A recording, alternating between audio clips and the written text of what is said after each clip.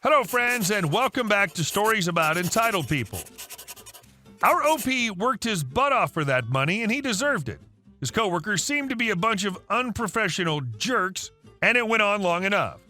You can't come to the workplace and act like a child, so in my opinion, they deserve to be fired. But before we begin, don't forget to subscribe to our channel if you're new here and turn on notifications so you don't miss a new video every single day. Here we go. Fired 2 employees at my office. I'm 22 and been a sales rep at a software company part-time since about 2017. After I graduated in June, I was brought on full-time to be an account executive, salesman, which basically means I close deals and get a commission from said closed deals, plus a base salary. Honestly, it's a very lucrative career, and I recommend looking into it if you want a career change or looking for a high-risk, high-reward career. This software company that I work at is a startup, so it's mostly people in their 20s. Here's the thing, though, it's all women. The software devs, engineers, customer outreach, interns, HR, and other people in sales, exec team, is all women. The CEO is a man, though an amazing guy, really at the forefront of tech with his product, and is actually fairly easy to sell their software products, as a lot of businesses need them. Other than us 2 dudes, it's all women. I have no problem with this at all. They're all qualified and do great work. However, there's one thing I can't get over. Their cattiness and bitchiness, especially after they found out I was making a killing in commissions. My first month in June, I pulled in about $10K in commissions. Highest anyone there has pulled in to date. I started hearing stuff around the office about it, and people were congratulating me, etc., but also I got some who were not happy as I was making that much. Especially one woman who's the CTO, HR girl, and the other 2 women on my sales team. I have one friend at work, and she's the office manager, and she showed me the messages the other girls in the office have been sending to her. And honestly, it's effing hurtful. A lot were making fun of me for being short, I must have a small penis, and my appearance. Some were saying how I'm making more because I'm a guy, even though commissions are performance-based, and just nasty comments. I didn't care too much as I heard that crap all before, and I'm okay with my height, I guess. I brushed this all off, and when we talk in the office, they're all nice and were professional to me. This has been going on since the summer, and I've been killing every month since. I got my own office while they work in cubes and have a lot of freedom since I'm doing well. December was an amazing month due to a lot of business wanting to buy our product now and get in on their books for the 2018 year. All the salespeople did very well, but I grinded almost 7 days a week, 10 hours a day, closing deals, and I got a huge commission check that I just got today.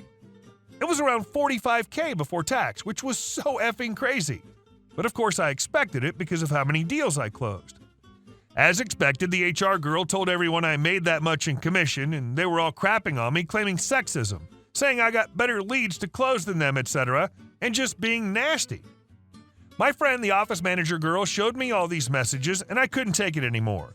I asked for screenshots from all the nasty stuff they've said about me since June, and I went into the CEO's office and said, "Hey, can we grab a quick coffee? I need to talk with you."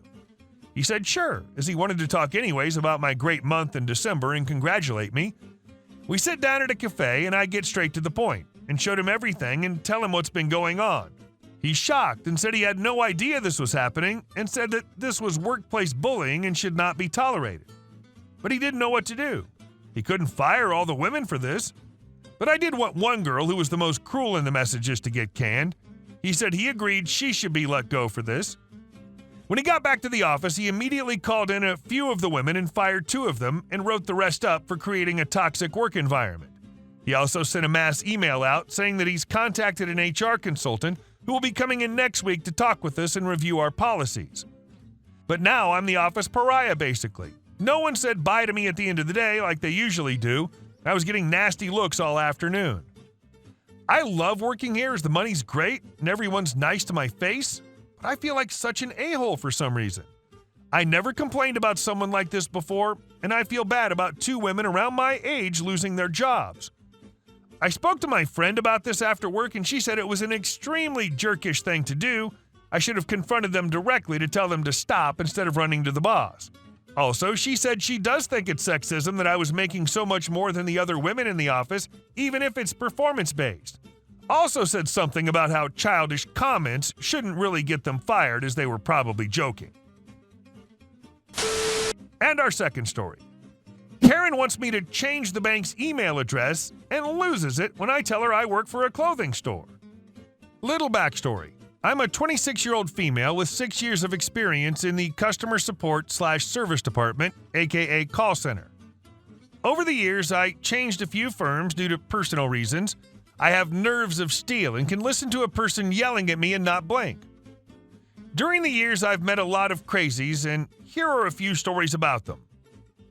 Back then, I was 25 and worked for a well-known clothing line in the call center for their online shop.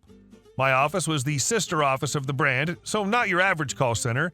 I only have supervisors and senior agents. My manager would be the owner of the brand himself. This is important for later. We were located in my home country. The brand is from Italy, so neighboring country. I work for the German language branch. We were instructed to say that we're in Italy.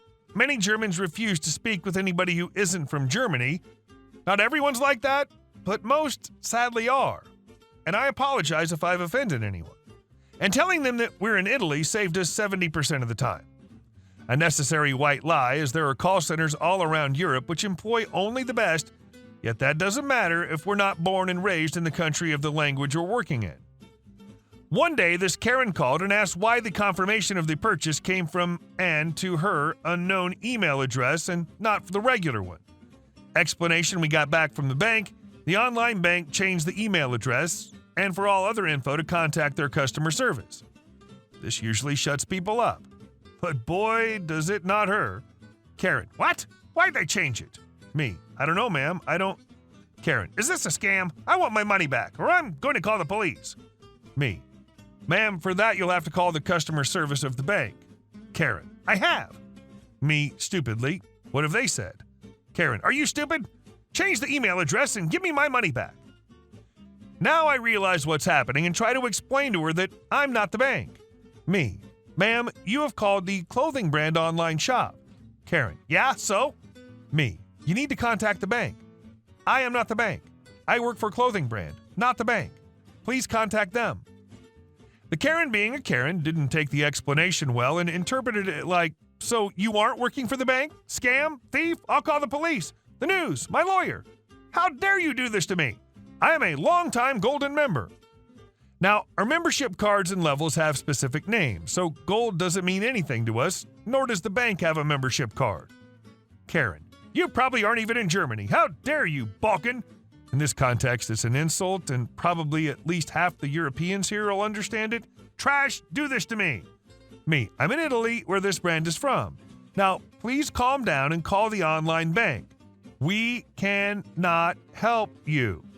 Karen: no, you scamming little bee, give me your manager. I almost started laughing. Me: of course, I'll transfer you right now. And with that, I hung up.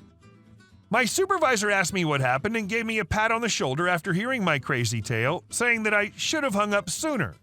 She then took the info about that Karen and put her on the banned callers list, as we do not let people talk to us like that.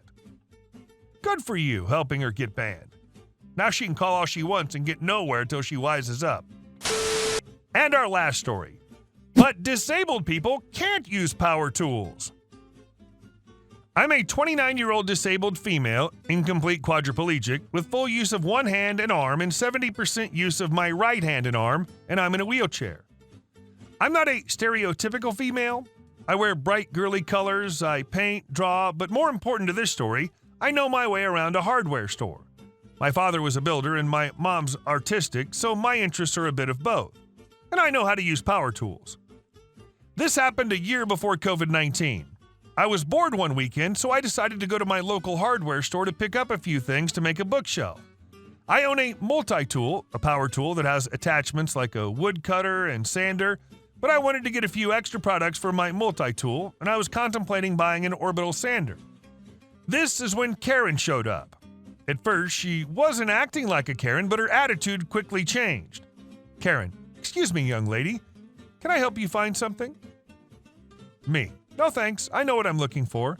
Karen: but these are power tools. They're a bit too dangerous for you. Can I help you find the craft section? Me: I've already been there, pointing to the paints and glue on my lap. I need some tools and an orbital sander. Karen, but those are dangerous. You shouldn't play with things like that. Me, thanks for your concern, but I know how to use power tools. I've done it heaps of times before. Karen, okay, fine. And she stomps away. I go back to picking out the tools I need, and I'm about to pick up the orbital sander when Karen returns with the manager. Manager, hi, OP. She knows me because I shop there often. This lady says you're handling dangerous equipment. Me, no, I'm making a bookshelf. Just need to pick up some things for my multi-tool and a sander. Manager, no worries. Have a good day. And she goes to walk away. Karen, no, wait. You can't let her buy that. She's disabled. She can't use things like that. She shouldn't even be in here. I want to speak to your manager. Manager, ma'am, I am the manager. She can buy whatever she likes. She's an adult. I smiled at Karen and proceeded to pick up the sander. Karen just glared at me and stomped off, muttering something insulting about disabled people. The lesson here is don't assume a disabled person can't do something. If you've got the passion and determination, you can do anything you put your mind to. The bookshelf turned out great. It's a tree bookshelf and now holds many of my books.